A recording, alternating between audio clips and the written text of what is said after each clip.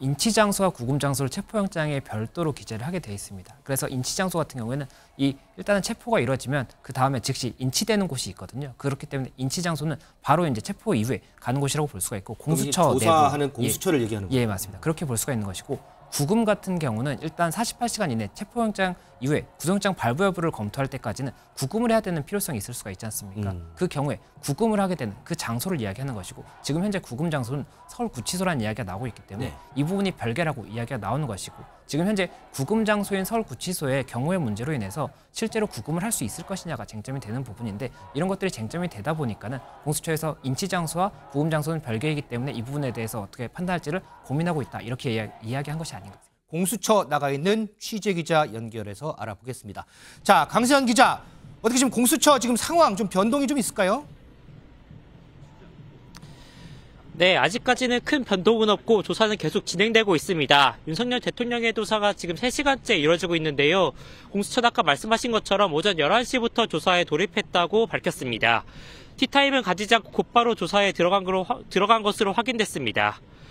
조사는 공수처 건물 3층에 있는 영상녹화 조사실에서 진행하고 있습니다. 발언을 기록할 수 있는 장비가 갖춰진 곳인데 다만 윤 대통령이 녹화에 동의했는지는 추가적으로 확인이 필요합니다. 과거 박근혜 전 대통령 땐 녹화에 동의하지 않아 조사 내용이 녹화되지 않은 전례가 있습니다. 그러면 조사는 지금 누가 맡고 있나요? 네, 공수처는 이재승 차장검사 차장이 맡고 있다고 밝혔습니다. 검사 출신 2차장은 사법연수원 30기로 윤 대통령보다 7기수 아래입니다. 2차장은 12월 3일 비상계엄 당일 어떤 지시를 내렸는지와 이전 준비 상황 등에 대해 물을 것으로 보입니다. 질문지도 200장이나 준비한 만큼 오랜 시간이 걸릴 수도 있는데요. 공수처는 48시간 안에 구속영장 청구 여부를 정해야 되기 때문에 늦은 시간까지 조사가 이뤄질 가능성도 있습니다. 지금까지 공수처에서 MBN 뉴스 강세현입니다. 자, 지금 윤석열 대통령에 대한 공수처 조사 3시간째 진행이 되고 있습니다. 김성수 변호사님, 지금 이제 방송을 보신 분들을 위해서 저희가 한 번 더 설명을 드리면 오늘 공수처가 윤석열 대통령 조사를 위해서 200페이지 분량의 질문을 준비를 했다라고 얘기를 했는데 자, 이 200페이지에 담긴 뜻 상당히 분량이 방대하지 않습니까? 예, 맞습니다. 이 200페이지라는 것은 앞서 이제 기자님께서 말씀을 주신 것처럼 한 페이지에 뭐 5개, 6개 정도의 질문이 들어있다고 한다면 1000개가 넘는 질문인 겁니다. 그리고 1000개를 넘는 질문하는 것도 시간이 걸릴 것이고 답변을 하게 된다면 이 답변을 이제 듣고 정리를 해야 됩니다. 이 조서에다 종이에다 정리를 해야 되거든요. 그렇다 보면 이 정리를 하는 과정도 시간이 걸릴 수가 있기 때문에 여기에 지금 현재 48시간 내에 구속영장 청구 여부를 결정을 해야 되는 공수처의 입장에서는 이 200페이지에 대한 질문을 다 하지 못할 가능성도 염두에 둘 것으로 생각이 되는 부분이고 또 윤석열 대통령이 진술 거부권을 행사할 가능성도 굉장히 높기 때문에 그렇게 된다라고 한다면 이 200페이지의 질문에 대해서 어떻게 진행할 것인지도 공수처에서 고민을 할 수밖에 없지 않을까 생각이 됩니다. 그러면은 그게 이제 1200개 질문 수가 1200개다. 그러면 공수처에서도 48시간 이내에 이 질문을 다 못할 수도 있겠다라고 생각이 들었다면 그 질문에 대한 우선순위도 다 정해놨겠네요. 그러면. 질문에 대한 우선순위를 정해놨을 수도 있습니다. 다만 보통은 순차적으로 진행을 하기 때문에 우선순위가 있다고 하더라도 그 부분에 대해서 뭐 중간을 넘어서 이후에 질문을 다시 한다든지 이렇게 할 것을 검토할지는 봐야 될 것 같습니다. 이게 이 순차적으로 하는 이유 자체가 결국에는 어떤 A라는 사실관계를 묻고 B라는 사실관계를 묻습니다. 그리고 이것이 이제 합쳐졌을 때 모순이 되는 부분이 나온다든지 이 답변 내용에서 모순이 있는 부분이 있는지 이런 것들을 통해서 신빙성을 확인하는 절차거든요. 그렇다 보니까 이 순차적으로 정리를 함으로써 결국에 이게 답변에 모순이 발생할 수 있는 이런 부분도 질문을 넣기 때문에 그런 부분들을 다 뛰어넘어서 이런 질문을 할 것인지는 봐야 될 것 같습니다. 그러면 이제 조사가 이제 시작됐습니다. 조사 시작부터 앞으로의 절차 어떻게 좀 진행이 될지 설명을 좀 부탁드릴게요. 예, 일단은 조사를 진행을 하게 되고 식사 시간 같은 경우에는 이제 식사 시간을 가지게 됩니다. 그리고 식사 시간 이후에 야간 조사 같은 경우에는 원칙적으로는 진행을 하지 않기 때문에 이 부분에 대해서는 야간 조사를 하기 위해서 동의를 받아서 아마 야간 진행을 하지 않을까 생각이 되는 부분이 있습니다. 그리고 만약 야간 조사를 하게 된다면 그 부분에 대해서도 이제 언제까지 진행할 것인지를 봐야 될 것으로 보이고 이게 영상 녹화를 하지 않습니까? 그럼 영상 녹화 같은 경우에는 이 조서, 저희가 진술 조서를 작성하게 되면 진술 조서를 일단은 확인을 합니다. 이 종이에 내가 말한 것과 동일하게 기재가 됐는지를 확인을 합니다. 왜냐하면 내가 3마디를 했다고 하더라도 이게 종이에 적힐 때는 한 문장 정도로 요약이 될 수가 있고 이게 내 말이 왜곡이 될 수가 있거든요. 그렇다 보면 이거에 대해서는 수정해 주세요 이렇게도 해야 되기 때문에 조서를 확인하는 과정이 있고 또 영상 녹화를 하면 이 영상 녹화를 CD로 굽게 됩니다. 지금 현재는 CD인지 지금 정확하지는 않지만 제가 과거에 했을 때는 영상을 이제 CD에 녹화를 하거든요.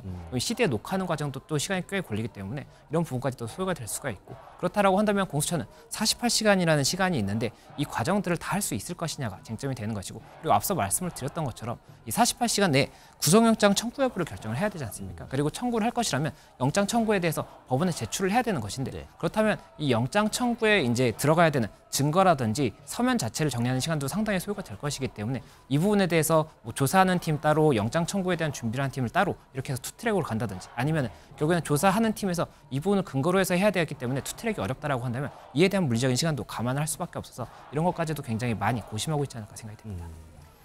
아까 말씀 주셨듯이 그 수사 준칙을 보면 심야에서 새벽에 해당하는 오후 9시부터 오전 6시까지는 피해자 인권을 보장하기 위해서 심야 조사를 안 한다고 합니다. 그리고 보통 이 다음 날이 되면 뭐 오전 6시까지 조사를 안 한다고 해서 오전 6시부터 바로 조사를 또 시작하는 건 아니고 보통 오전 9시부터 오전 신문을 시작한다고 통상적으로 그렇게 한다고 하는데요. 그렇게 된다면 오늘 이제 윤석열 대통령의 뭐 식사 시간도 당연히 보장을 해야 되기 때문에 아마 지금 2시니까 9시까지 한 7시간 정도가 남은 것으로 예상을 해볼 수 있을 것 같습니다. 그리고 오후 9시부터 다음날 오전 6시까지는 피해자 인권 보장을 위해서 대기 시간을 주고 이 대기 시간을 이제 서울구치소에서 대기를 하도록 하고 내일 오전 9시부터 다시 신문을 시작한다는 게 아마 지금 공수처에서 생각하는 예상 시나리오일 것 같은데 아까도 말씀을 드렸지만 200페이지 그렇게 되면 한 A4 한 장에다가 질문을 한 5개 정도 쓴다고 하면은 뭐 1000개에서 뭐 1200개 정도의 질문이라고 생각하면 이것도 내일까지 신문을 한다고 해서 이 질문을 다 할 수 있을지 다 답변을 완성을 할 수 있을지도 사실은 굉장히 타이트한 시간이라고 볼 수 있을 것 같습니다.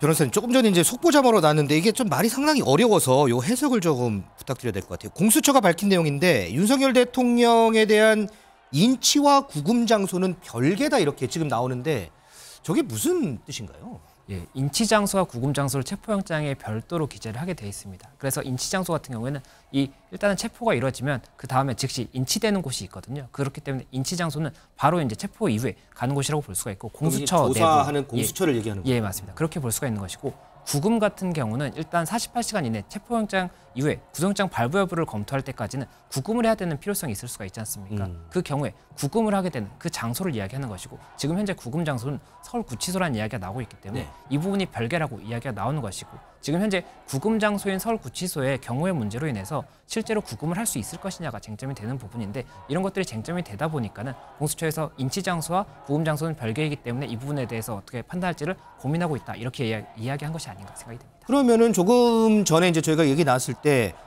현직 대통령에 대한 예우 차원에서 서울구치소로 이동하지 않고 공수처 내부의 별도의 공간에서 뭐 좀 쉴 수 있게 하든지 그러면서 또 조사를 이어갈 수 있을 거다라고 예상도 했지만 그런데 지금 공수처에서 인치 장소와 구금 장소는 별개다라는 얘기는 공수처에서 계속해서 있진 않을 거다 이런 얘기 아닌가요? 그러면? 예, 그럴 가능성이 높을 것 같습니다. 이 구금 장소가 이제 서울구치소이기 때문에 앞서 말씀드렸던 것처럼 서울구치소와 경호 문제 때문에 협의를 해야 되는 부분이 있어서 이 부분 시간 소요를 감안해서 공수처라든지 윤석열 대통령 측에서 이 부분에 대한 뭐 그 구금 장소 관련 검토를 하지 않을까라는 생각을 했던 부분이었는데 지금 이렇게 구금 장소와 인치 장소를 별개라고 구분을 하는 것을 봤을 때는 실질적으로는 서울구치소에서 이 구금 당시에는 있지 않을까라는 생각이 드는 부분이 있고 그렇게 된다라고 한다면 결국 서울구치소에서 이 경호 문제를 어떻게 해결할 것인가에 대해서 지금 현재 경호처와 서울구치소에서 논의를 하고 있지 않을까 생각이 드는 부분이 있습니다.